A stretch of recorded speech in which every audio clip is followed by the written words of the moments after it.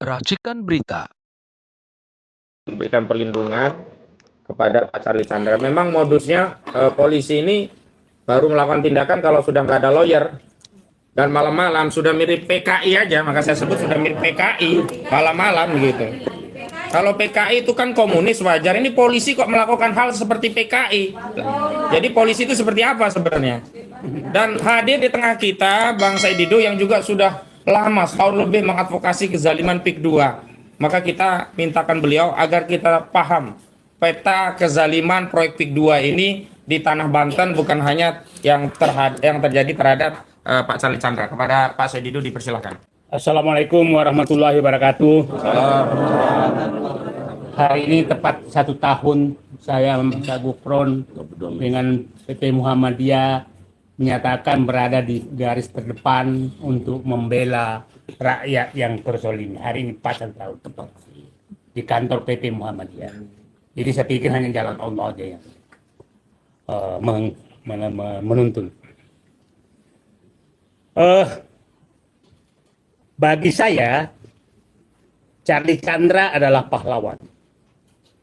Karena dari sekian puluh orang yang kena kasus seperti Charlie Chandra, itu dianggap yang paling masang badan.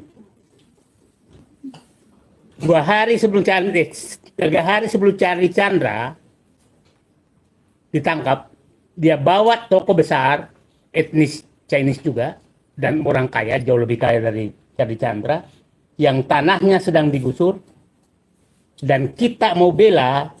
Setelah saya kontak lagi, dia mundur, dan berkali-kali seperti itu, banyak sekali. Tetangga saya etnis Chinese juga, supaya orang paham bahwa ini bukan masalah etnis. Itu bayangkan, ibunya sudah tua, datang penyidik ke rumahnya, disidik, habis itu berapa hari kemudian meninggal. Polisi datang dengan etnis tertentu, tahulah, etnis timur. Nah, jadi intimidasi seperti ini berlanjut terus. Jadi saya ingin menyatakan penangkapan Charlie Chandra itu adalah proklamasi dari PIK 2 menyatakan aku masih kuat dan kalian nggak bisa lawan saya. Itu proklamasi. Itu proklamasi bagi mereka. Jadi jangan anggap ini kasus sederhana. Ini kasus pesan PIK 2. Hai aparat, lakukan yang aku minta sekarang.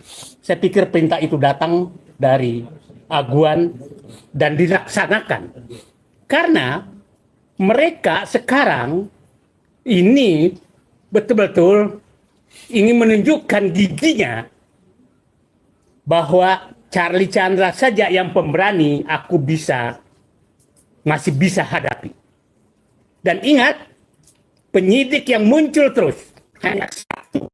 Siapa namanya? AKP Hendra. Itu satu, dan itu juga yang melakukan hal yang sama di berbagai kasus yang dikriminalisasi. Orang itu juga. Jadi, mohon publik paham, penangkapan Charlie Chandra adalah proklamasi PIK 2 bahwa jangan coba-coba lawan saya karena polisi masih di tangan saya. Itu saya pikir pesannya. Jadi jangan terlalu banyak kasus hukum. Nah, saya berharap dengan terbukanya di pengadilan nanti, itu kita buka semua apa yang terjadi. Ada 2 toko besar yang sekarang juga melakukan yang hal sama. Ada yang dipenjarakan suami istri, nggak usah saya sebutkan namanya. Suami istri dipenjarakan, itu bekas teman aguan. Dan hampir semua bekas yang dekat berhubungan dengan aliran api itu dikerjakan seperti itu. Saya nanti cerita tentang rakyat yang hadapi. Ini sengaja saya buka ke publik supaya ini kita harus melawan, nggak ada yang lain. Nah, itu 2 orang, tahu nggak sekarang dikeluarkan dengan baru bisa bicara 2026. Ya, saya nggak perlu menyebutkan namanya. Banyak sekali, ada masih di penjara sekarang. Ada sekali di penjara sekarang. Nah, inilah yang terjadi sebenarnya Nah, saya ingin menjelaskan apa sih kasus ini bisa terjadi sehingga seakan-akan mereka betul-betul berkuasa. Begini proses yang terjadi. Ini kita harus buka, Pak. Saya terima kasih kepada orang-orang yang hadir di sini yang benar-benar jiwa ikhlas berjuangnya sudah melebihi dari manusia. Saya tahu Pak Gufroni 24 jam, Pak Ahmad Sair 24 jam. Kami semua 24 jam mengikuti. Tidak ada kecuali panggilan mengusir oligarki dari Indonesia yang merampas rakyat. Tidak ada jalan lain. Nah, begini, jadi kepada seluruh kenapa sih mereka bisa melakukan? Ini sebenarnya kasus PIK 2 itu dimulai dari RUTEW dan RUTR 2011 yang ditetapkan oleh Gubernur dan Bupati Tangerang. Kita tahu siapa Bupati Tangerang saat itu yang turun-temurun. Ahmad Jami. Oke? Nah, bekerja sama dengan PIK 2. Sehingga apa yang terjadi? Diberikanlah izin prinsip kepada PIK 2, kepada wilayah itu. Nah, seakan-akan wilayah setelah dapat izin prinsip loh, bukan izin pembebasan loh. Apabila Anda mau membangun, boleh, itu biasa. Tapi dibalik kepada seluruh aparat, itu seakan-akan wilayah itu sudah pengakuan milik dia. Itulah kata-kata Ali Hanafi kepada siapa? Bapaknya Sumita Chandra menyatakan, tanahmu masuk peta kami. Dan itu dilakukan ke semua orang yang punya tanah. Ternyata termasuk tanah Said Didu menyatakan masuk peta kami. Masuk peta kami, kan kurang ajar. Seakan-akan tanah itu sudah miliknya. Nah, dengan masuk peta itu, maka seakan-akan terserah. Nah, setelah masuk peta, izin prinsip, maka semua data tanah yang ada di situ ada di tangan PIK 2. Data desa, BPN, semua ada di tangan. Bayangkan, tanah saya yang ada di sana, saya sendiri nggak tahu luasnya, dia tahu luasnya. Bayangkan saya kan bilang, tanah saya ada sekitar 9 hektar. Dirut Agung Sayu menyatakan tanah saya itu cuma 9 hektar. Hebat kan? Dirut PIK 2 tahu tanahnya saya itu. Pemilik Nono Sampul. Saya itu sendiri nggak tahu tanahnya berapa luasnya. Karena memang saya nggak pernah ngurus tanah berapa luasnya. Karena selama ini ya digarap orang aja. Nah, bayangkan tanah rakyat dia tahu semua. Karena dia tahu semua tanah-tanah rakyat yang ada wilayah peta kami, yang katakan tadi, maka dia bisa merekayasa semua kasus-kasus tanah yang ada di sekitar yang di wilayah tersebut. Nah, ini adalah BPN yang bekerja. Kepala desa yang bekerja. Ingat, ini adalah kerjaan Jokowi. Ketua Abdesi itu, mantan ketua Abdesi yang mengusulkan 3 periode adalah tinggal di wilayah Desa Kosambi. Yang saat itu adalah Luhut menyatakan sebagai penasehatnya Abdesi tersebut. Jadi ini politik sangat besar sehingga kepala desa digerakkan untuk meneruskan kerjaan Jokowi. Setelah itu Jokowi memberikan PSN kepada PIK 2. Jadi ini bukan pekerjaan sebenarnya, ini adalah perampasan negara secara sistematis lewat Joko Widodo bersama Aguan, bersama Abdesi. Gantung Jokowi. Nah, jadi kita harus membacanya secara bahwa ini adalah politik yang sangat besar. Nah, saya lanjut. Setelah penguasa menjadi pengusaha menjadi maka semua data tanah itu dipegang oleh dia. Dan ingat, kalau kita sudah punya sertifikat, masa seluruh sejarah tanah itu ada di BPN. Kita nggak bakal lagi aslinya. Artinya, BPN bisa merekayasa bahwa tanah Said Didu itu tidak sah karena milik orang lain. Dan itu yang terjadi semua wilayah Banten. Raja-raja dilakukan seperti itu. Bayangkan cuma raja nggak berani bicara. Tahu namanya berubah. Tahu memang berubah. Nah, karena itu kekuasaan BPN, jadi menurut saya, nah itulah yang terjadi. Yang terjadi Kali Chandra juga seperti itu. Dan kasus lain seperti itu. Anda bisa bayangkan, tetangga satu lagi saya. Banyak sekali kasus yang saya pahami. Bayangkan, tanahnya sekitar 20 hektar. Sepakat 5 hektar dijual. Oke? Dengan harga yang pas. Tahu-tahu datang panggilan polisi bahwa yang 15 hektar bermasalah. 20 bermasalah. Karena dianggap bermasalah, maka dipaksalah menjual 15 hektar itu dengan harga kesepakatan. Kalau enggak, Anda dipenjara. Begitu caranya mereka. Jadi biasanya diakui sah, ini banyak sekali seperti sah sebagian, habis itu dianggap yang lainnya tidak sah, badan dipaksa. Dan itu, ya pelakunya, yang tadi itu, yang nggak bisa disentuh, yang berinisial A itu, Abuan. bukan, AL. Nafi Hidayah. Nah, itu modus yang terjadi banyak sekali. Problemnya adalah dengan sekarang Charlie Chandra semua tiarap. Maka untuk membangkitkan kembali, maka Charlie Chandra kita harus bela sampai pembelaan akhir. Nggak ada yang lain. Kalau Charlie Chandra ini berhasil, maka Banten habis, Indonesia habis.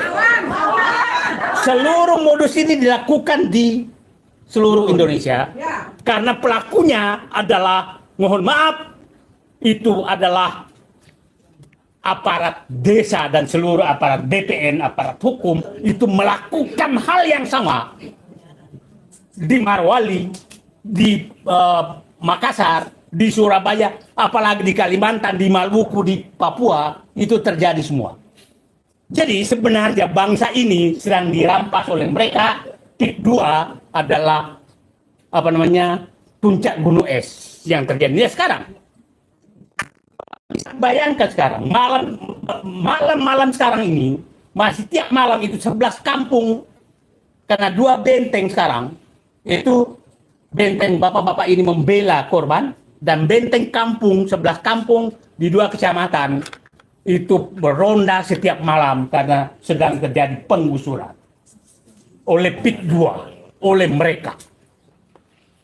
Dan ini, kalau itu jebol, maka seluruh wilayah lain akan jebol. Kalau Charlie Chandra jebol, maka semua perampasan hak tanah rakyat akan habis. Jadi itu dibacanya seperti jangan dibacakan di kasus kecil, di kasus yang sangat besar, karena seluruh rakyat akan terancam. Nah, sekarang, saya mohon maaf, saya agak panjang bicara, karena ini saya menganggap, bagaimana cara mereka merampas tanah rakyat? Ada 8 cara yang mereka lakukan. Nanti saya bicara, kondisi lagi tadi bicara tentang bagaimana merampas aset negara. Ini, nah, ini 8 modus pengambilan paksa oleh PIK 2. 1, dipaksa jual saat di rumah sakit, diatur oleh oknum aparat, notaris, dan pengembang. Datang ke rumah sakit. Tidak sedikit orang yang sedang sakit itu dilakukan hal yang sama, termasuk Pak Fuad, ini kan dibikin isu seakan-akan melarikan diri, padahal belum tersangka. Kok melarikan diri? Dan kita tahu pengacara yang dapat karpet merah terus sejak zaman Jokowi, kita tahu siapa dia. Dia laporkan semut pun, maka semut itu. Nah, jangankan orang, semut aja ditangkap. Laporin bisa ditangkap. Dan itu tidak lebih dari 24 jam semua ditangkap. Jadi jangan ada bisa membantah bahwa aparat pernah dibawa kendali aguan. Karena pengacara PIK 2 laporkan semut pun semutnya ditangkap. Itu betapa arogannya mereka. Nanti nggak usah lah ulama apalagi. Oke, yang kedua, dipaksa jual di kantor aparat dengan ancaman bahwa surat tanahnya palsu dan tumpang tindih. Ini modus kedua dan ini terjadi. Yang ketiga, dipaksa jual tanah dengan bahwa surat tanahnya palsu atau tumpang tindih. Itu yang kedua. Yang ketiga, dipaksa jual di penjara atau di tahanan dengan alasan pemalsuan surat. Ini terjadi Cari Chandra. ini kan negosiasi bahwa udahlah akui aja, jual aja. Jadi bayangkan, nah ini kasus pertama yang ingkrah sekarang supaya publik paham, bukan kasus kedua. Nah, dipaksa kan lucu. Ini perlu publik paham. Di Banten, siapapun berperkara tanah yang menang adalah aguan. Lucu. Nah, saudara berperkara, kalau siapa menang, aguan yang ngambil tanahnya. Berperkasi ada dengan tetangganya, aguan yang ngambil tanahnya. Lucu, yang berperkara orang lain tapi yang ngambil aguan. Terus negara apa ini? Ya, kalau kasus Charlie Chandra bertentangan dengan siapa pembeli tanah itu, apa namanya? Nio. Ya, yang mengakui, Dr. Nio. ya kalau dia menang yang dia dong. Kenapa aguan yang dapat? Dipakai Kasus kuat juga begitu, kasus macam-macam begitu. Jadi semua orang berperkara, Anda berperkara dengan iblis pun di wilayah PIK 2, itu yang menang adalah aguan. Tanahnya diambil aguan. Aparat hukum harus mendengar ini. Bahwa ini tidak masuk akal. Saudara berperkara karena dibelosok aguan, tapi tanahnya kalau siapa yang menang, kalau kalah maka tanah masuk ke PIK 2. Ini logika mana? Harusnya tanahnya pindah ke saudaranya dong. Bukan pindah ke aguan dong. Nah, ini logika mana gitu nih. Ini mohon maaf karena saya bukan orang hukum maka berpikir liar aja. Karena memang menghadapi orang liar harus kita berpikir liar juga.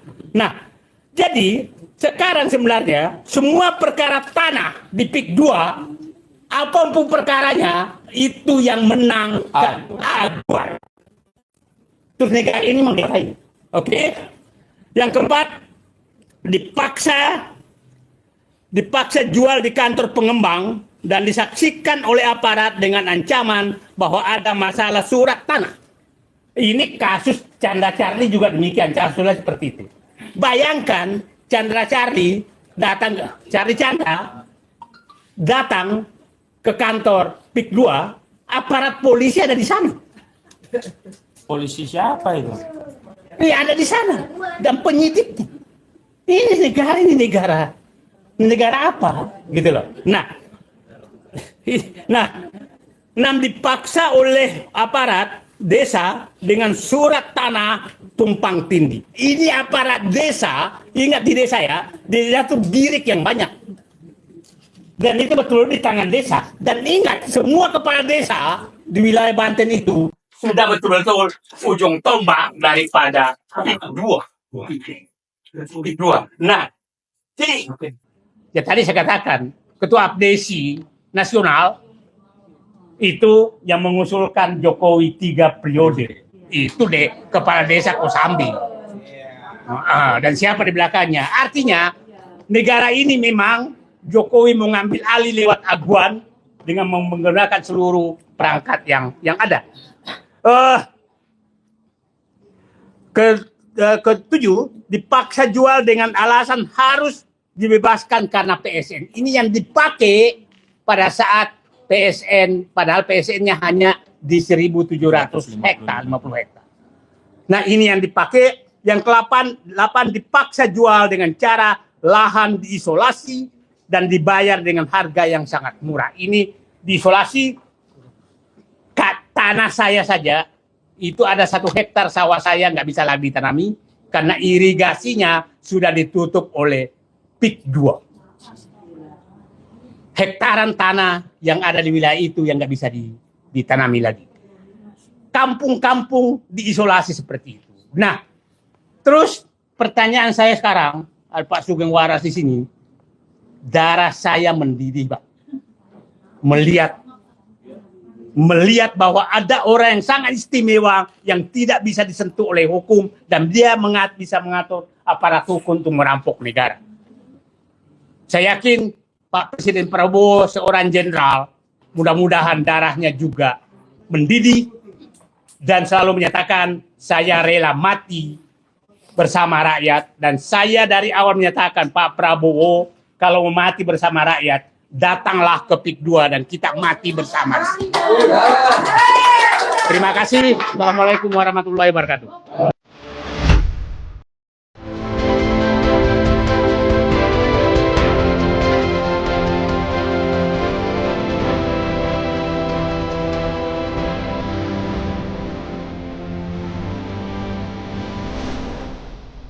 Racikan Berita